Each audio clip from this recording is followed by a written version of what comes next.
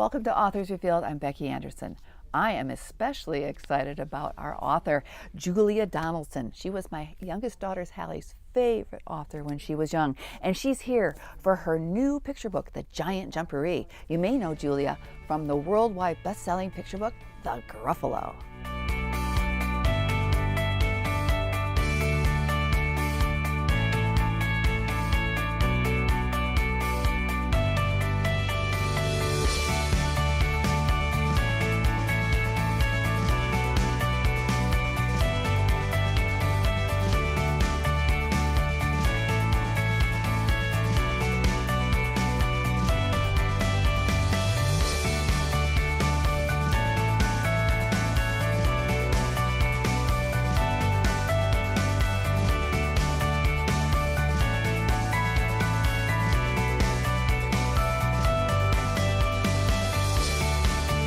Julia, it is so wonderful to have you here at Anderson's and in Naperville.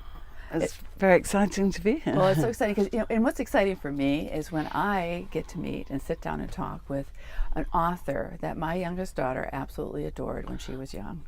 And so it's so great to finally meet you and to tell you how much you made her childhood so much more special. I know that feeling because I think reading to your children, sharing a book's so lovely, Right. isn't it? And then those authors do become your, I've got authors who are my absolute heroes. And there's those authors, and you are definitely one of those. When you meet them, you love their books even more. So you well, I hope so. Yeah, no, you totally fall into that category. category. Love them less. Yeah. So I told my daughter, she's graduating from the University of St. Andrews in Scotland in June, and I told her you were coming, and she was so excited. So it's amazing now that she's 22 years old. Your books have still remained with her and are just fabulous memories for her. Touching. Yeah. So your new picture book, it is so joyous. I absolutely love it, The Giant Jumperee.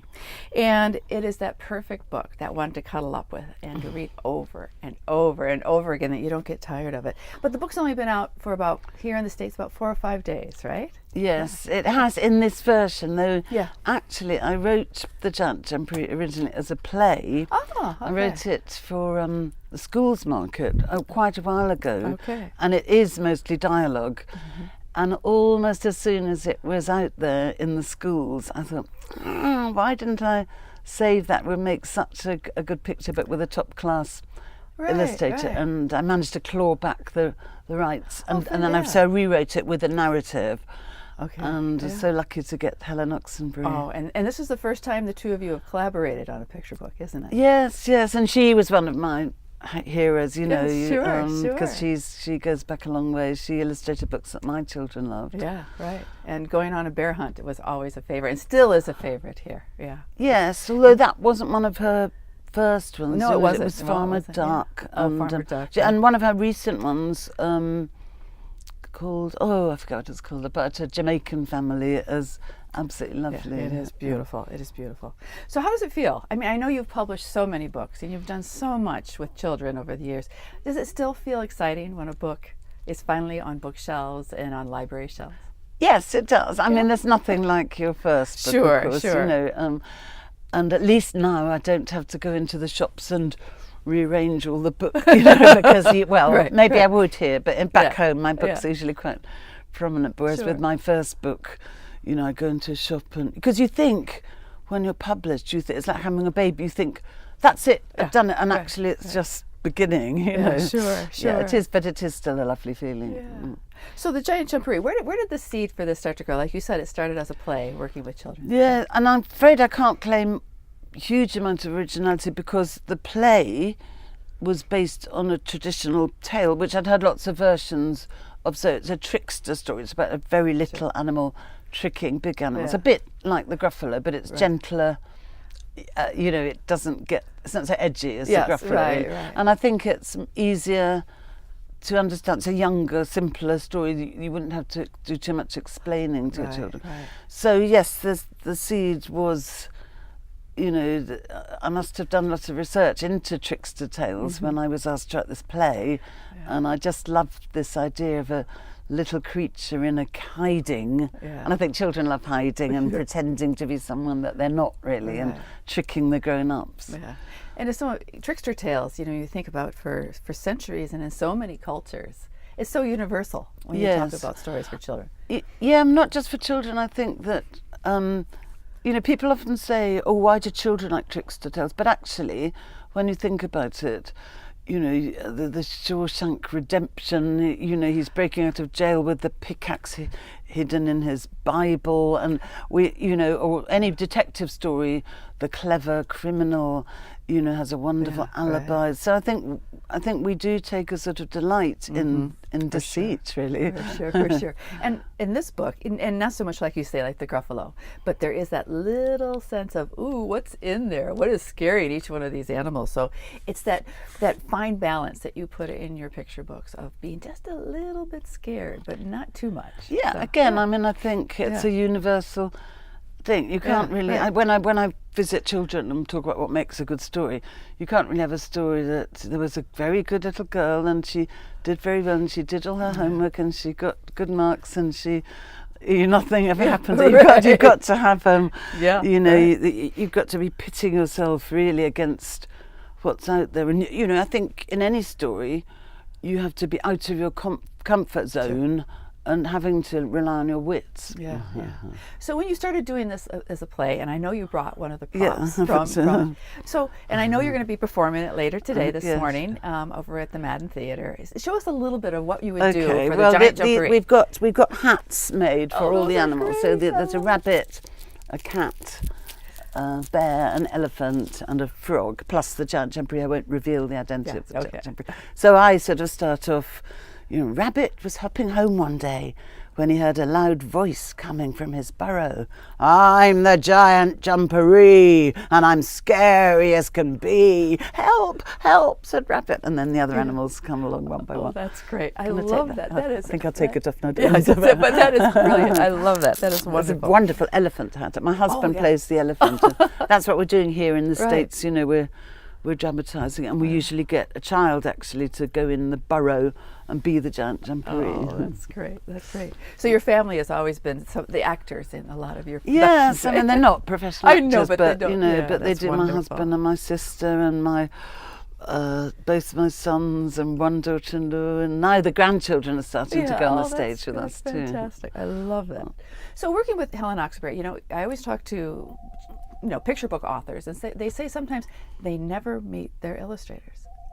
They work, and they won't even meet them afterwards. And I know you have a very close relationship when you work with Alex Scheffler. Axel Scheffler. Yes. Yeah. Oh, Alex, right. And then working with him and now working with Helen Oxenbury, did you guys collaborate and talk about how you wanted the illustrations and that sort of thing? Not really. The most common thing, I'm glad you know this because I usually have to explain it. The most common thing is the author writes whatever they want to write in a vacuum, really, sends it to the publisher. The publisher shows it to the illustrator, and the publishers are go-betweens. But with this book, actually, the publisher got Helen and me together, and I said, "Could we have a sort of picture of a monster somewhere?" And Helen sort of, well, the animals don't know what's in this burrow. I was thinking, could we have a little thought bubble and how the animals would be imagining this monster? Right. I thought, no, I don't think so. And she was totally right, and I think really the author has to respect what the illustrator's not breathing down my neck when I'm writing the story, so who am I to breathe down their neck when they're doing the pictures? Well, I think it's absolutely beautiful. I love her illustrations. I have got to know her now, and she actually, it's interesting, she lives just around the corner from where I grew up as a girl, and her children went to the same school as me, and so we do have a lot to talk about. Well, I hope you collaborate again, because this book was so beautiful. And it's perfect for spring and going into summer. And it's a book like this, and just like the Gruffalo and Room on the Broom and those kind of books, and what I always call forever books. And those are books that will always be on bookstore shelves and will always be on library Well, shelves. I think that's the lovely thing about picture books, actually, that they can have that classic quality. Whereas when you get a little bit older, the sort of early readers, they might be about ponies and princesses or whatever, and they're going to please maybe a generation of children, and then they're going to seem very dated. So, I hope. But these are classic sort of stories. Yes, for sure. What always amazes me about your books, and it's the way you put verse together, and I've said this too, and I've talked to teachers a lot about this too. When I talk about a book that I think the prose and the verse is wonderful. And the way you rhyme is absolutely incredible. I don't know how you do it. Well, I was a songwriter, of course, before. Right. I started off as a songwriter. Right, And then my first book, I've got this as my first book, Squash and Squeeze.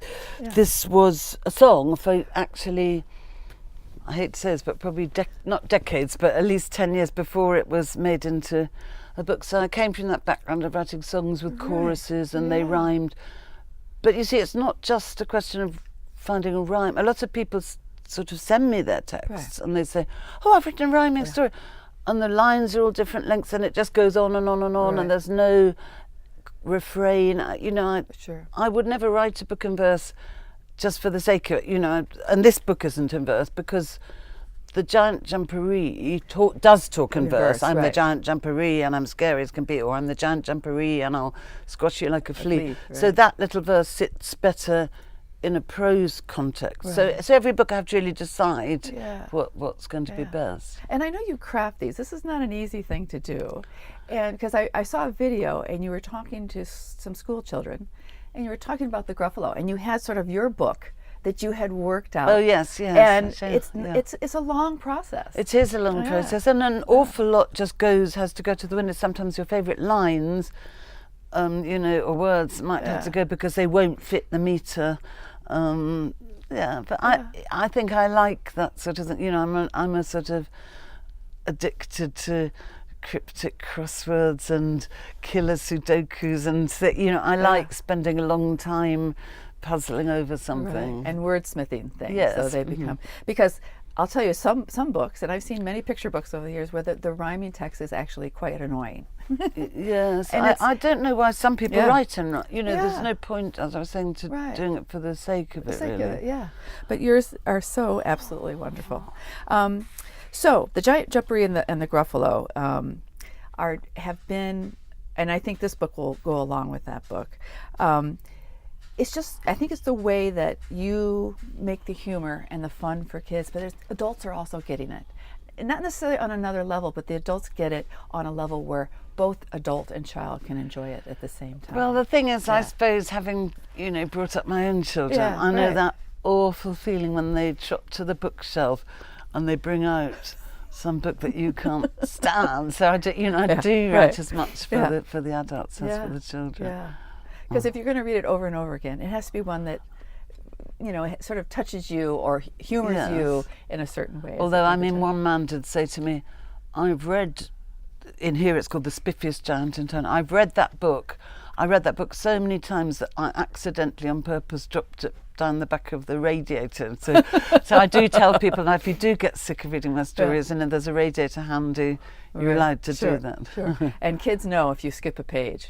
If kids do. They really do. Yes, they do, because it's, I mean, kids are accumulating language all the time, aren't they? They've probably got the best ears in the universe, and also they're looking at the pictures much more avidly than the grown-up is reading it. Obviously has to keep their eyes on the text. So I guess the child would know if you skipped a page, you know, from that point of view as well, that if the picture suddenly wasn't there. That's right. So I think you've written over 150 or so books and many songs and published them. But my question for you is, what do you think children's books should do? But then on the reverse, what they shouldn't do? You know, I don't really hold with shoulds and shouldn'ts, okay. You know, because I suppose what I think is that if you yourself have good values and principles, which, you know, I like to think I do, most people do actually, and you write a story, it's best if you don't start off thinking, I want to show children, you know, people do say Room and the Broom, oh, it's lovely because it shows that you can collaborate and help someone as a team. But I didn't start off thinking, I want to show children that if you collaborate, you can help someone. If you're kind, people will help you. And yet, you know, I'm not saying that message isn't in this. I never dreamt of that message, but it, you know, it comes over. So I think the thing is to just try and write a cracking good yarn, really, and just the same as for adults. I don't really have this distinction between children's stories and adult stories, apart from perhaps maybe, you know, that element of hope. I do think perhaps a children's story should always have, you know, a happy ending or a hopeful ending. Right. So just good storytelling is really what it should be. It doesn't matter what age you are. Right? Yes. Yeah. So a few years back, and I'm sure you heard about it, there was an article in the New York Times saying that the picture book was dead. And it was, people were... I didn't hear about it, Oh, actually. it was, people were outraged, thinking, and some people were, and parents were being quoted as saying, oh, my kids are too old for picture books, and they may have only been 5 or 6 years old, thinking that they had to move into independent reading or that sort of thing.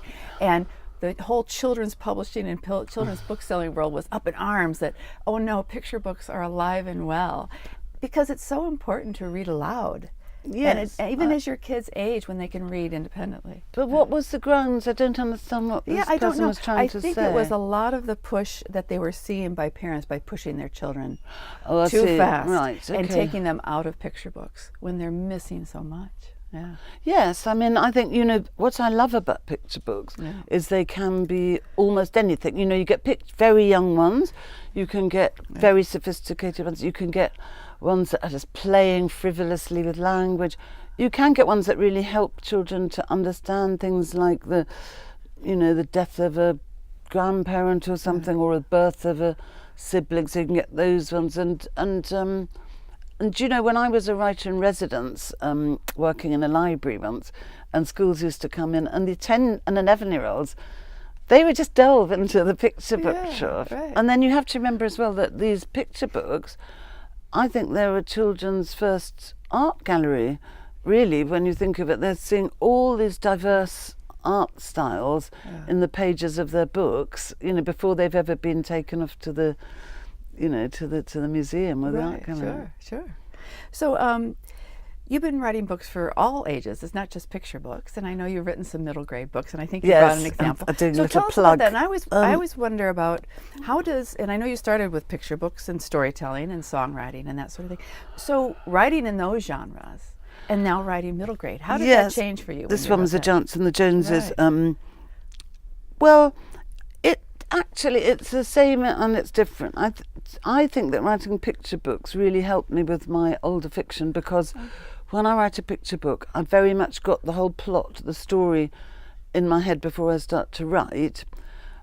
And I think, you know, lots of people who write chapter books, they just go, oh, I've got an idea, I'll start writing. Oh, this character's going this direction. Oh, that's wonderful, I'll follow them there. Yeah. And the plot suffers. I'm not saying that the plot should be rigid, you know, it's a bit like having a map and a torch, you know, when you're writing something longer. So, but I do think that stood me in good stead to have you know, perhaps help with the plotting. But the actual writing process is totally different, because when I was writing this one, The Giants and the Joneses, I did that. I felt like a proper author, because I would come downstairs every morning. I'd write my 1,000. I'd look at what I'd written the day before. I'd write my 1,000 words, whether or not I was pleased with them. You know, and I couldn't have days off, because then I'd lose the thread. Whereas when I'm writing a picture book, it's very frustrating. Sometimes I might be really in the mood for writing, but I haven't got the idea. I don't know what I'm going to write, so I can't write. But when I have got an idea, I'll be just beavering away night and day. Well, not quite, but you know. Then I'll have months of not writing at all, but I might be having my hats and go around acting. You know. Well, that's wonderful too. But are you going to be writing more middle grade books for, you know, that age level, those chapter books? Chapter books. Yeah. Do you know, I'm just seem to be so busy doing, because there's as well as the picture books that I'm constantly writing, there's all the films now being made of mine, but there's animations, and I get quite involved in that, and I do a lot of book festivals and things. Maybe that's just my excuse, but I more feel it was lovely for me to have that opportunity to you know, because I've written a teenage book, Running on the Cracks as well. Yeah. I think perhaps now, if I did something different, I would try and write a musical, because that's I did when I started. I wrote a couple of children's musicals, and I would quite like to go in that direction. Oh, that would be fabulous. That would be fabulous. So the Gruffalo, over 5 million copies worldwide, at least, that are around the world, are in print.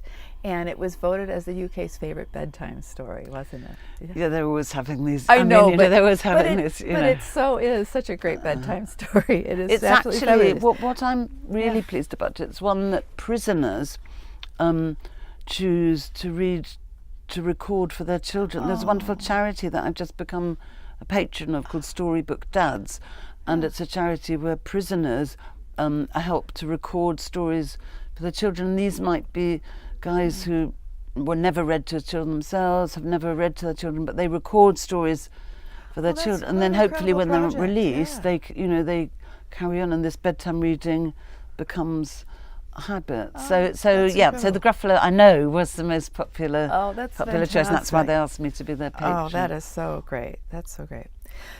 You've worked with a lot of different illustrators, and of course and now I saw that you're doing Spot the Gruffalo in the books you're working with. Well, so what you mean in the books? In the books, yes. Well, that's Axel, the illustrator, does it. Right. Yeah, I have to say that in the next book, which is called The Ugly Five, this is one based on African animals.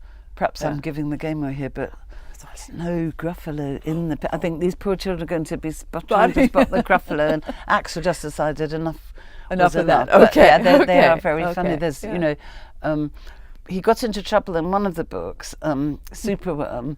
The way the Gruffalo comes in that, one of the scenes is a rubbish tip, garbage tip. And there's a sort of furry Gruffalo toy has been thrown away along with all the other rubbish, and I think the filmmakers were very disgruntled because they have the merchandising rights, they didn't like to see one of them being thrown away. He's very witty, he's quite naughty like that. Oh, that's great. So I want to know about your childhood, because I was reading about it, and what an incredible childhood you must have had. And you, a younger sister, and you would do plays, and you would act, and you would, and even choreograph stuff that I heard. Yes, I was lucky. Of course, every child, their background's just normal, but we grew up in a house where it was a bit like a children's story in a way, because my granny lived on the top floor, my aunt and uncle lived on the middle floor, and we lived on the ground floor. My mother, my father, my sister, our cat Geoffrey, who was going to turn into a prince and marry one of us one day. We lived on the ground floor, and we had Hampstead Heath at the bottom of our road, so we could go and climb trees. And we did. I suppose children in those days did have more freedom, and probably your mum didn't have the latest labour-saving gadgets, so you were left to your own devices, and you did make up characters and act stories and things. We certainly did.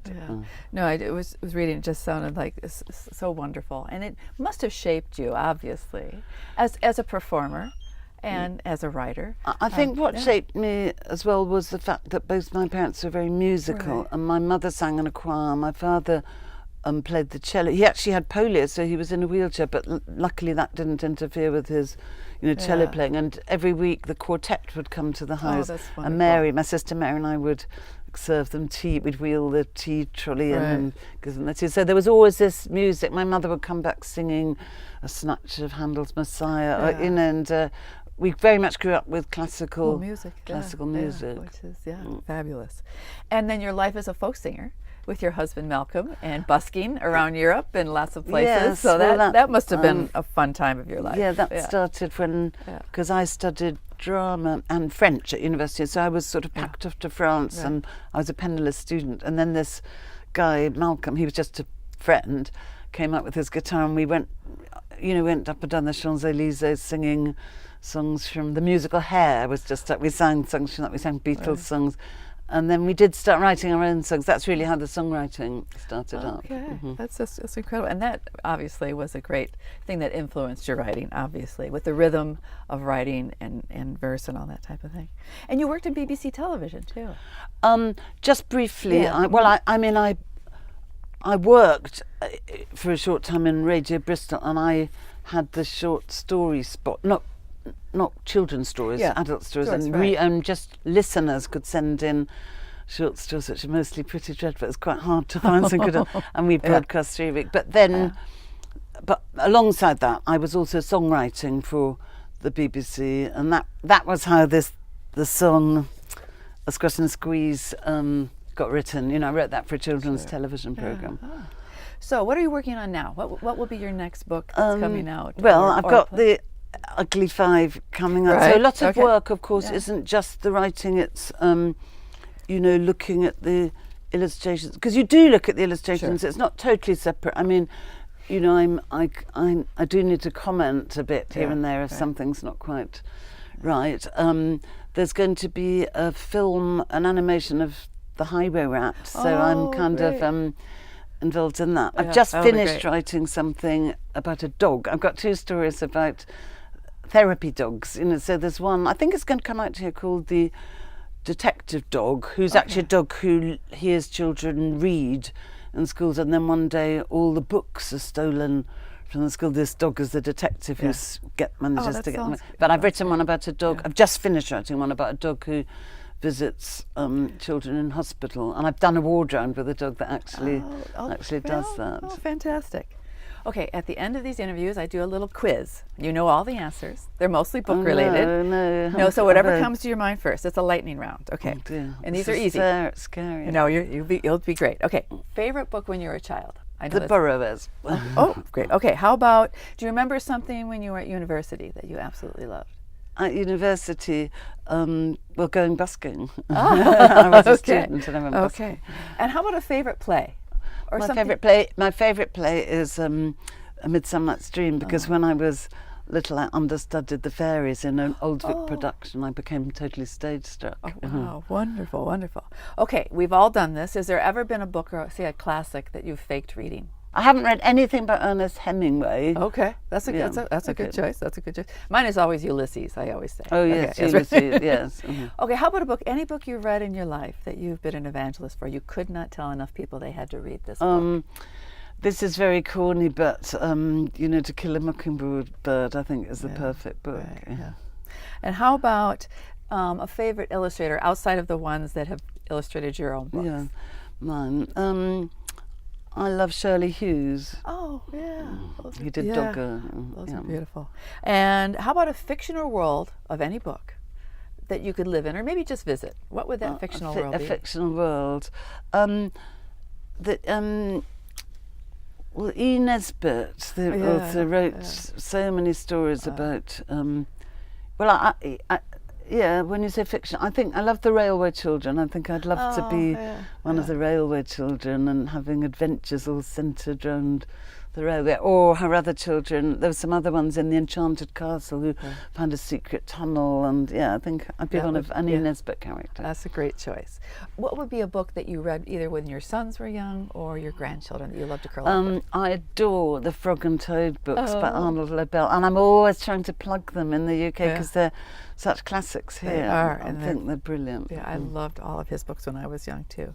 And what are you reading now? Anything that you're enjoying now? Well, I'm in a book group, and we're actually reading a Terry Pratchett Discworld book, because I've never read those, and being in a book group's great for getting you to read books you haven't read. So I'm reading Mort by Terry Pratchett. And I don't think I'll probably read the whole series, but I'm enjoying this one. I have never read the Discworld books, but I've read other books of his. Need to join the right sort of book group.